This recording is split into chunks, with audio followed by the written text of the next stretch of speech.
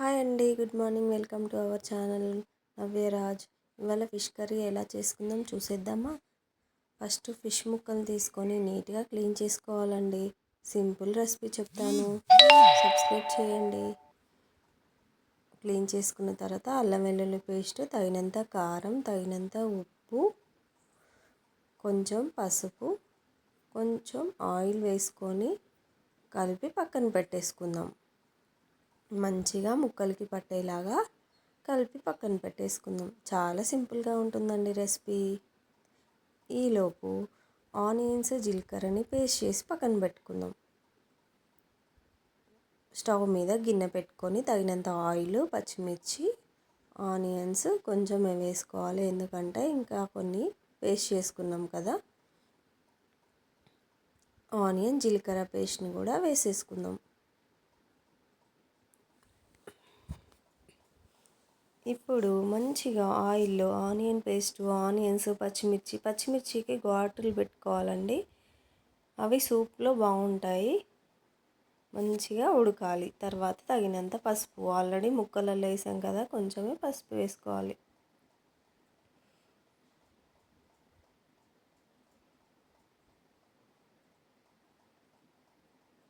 ఒక పెద్ద సైజ్ అంత, నిమ్మకాయ సైజ్ అంత చింతపండుని నానబెట్టేసుకుందాం. ఇప్పుడు మంచిగా ఆనియన్ పేస్ట్ ఆయిల్లో ఉడికిన తర్వాత ఫిష్ ముక్కల్ని ఆయిల్లో వేసుకుందాం. అన్ని ముక్కల్ని అలా సెట్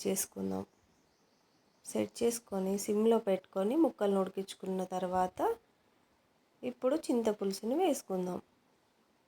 ఒక 5 మినిట్స్ ఆయిల్లో ఉడకాలి ముక్కలు. తర్వాత పులుసు వేసుకుందాం. తగినంత పులుసు వేసుకొని ఉప్పు కారం చూసుకొని సరిపోకపోతే మళ్ళీ వేసుకొని మంచిగా గ్యాస్ హైలో పెట్టి ఉడికించుకుందాం. ఇలా కలుపుకోవాలండి. ముక్కల్ని గంట పెట్టకూడదు, ముక్కలు విరిగిపోతాయి. చింతపులుసు వేసిన తర్వాత ముక్క అనేది గట్టి పడుతుంది. తర్వాత కొంచెం మెంతు పొడిని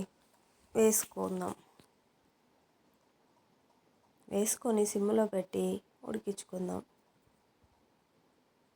ఒక 5 మినిట్స్ తర్వాత మూత తీసి ఉడుకుతుంది కదా, ఈ స్టేజ్లో గరం మసాలా వేసుకొని ఆఫ్ చేస్తే సరిపోతుంది. గుమగుమలాడే చేపల పులుసు రెడీ. సింపుల్ రెసిపీ అండి. సబ్స్క్రైబ్ చేయండి. మరిన్ని వీడియోల కోసం లైక్ చేయండి, షేర్ చేయండి, సపోర్ట్ చేయండి అండి ప్లీజ్. Bye bye. చూడండి, ఎంత ముక్క కొంచెం కూడా విరగలేదు. చాలా చక్కగా ఉంది, టేస్టీగా, సింపుల్గా అయిపోయింది కదా రెసిపీ. ఇలానే మీకు సింపుల్ రెసిపీస్ చూపిస్తాను. మీరు నాకు సపోర్ట్ చేయండి. చూడండి.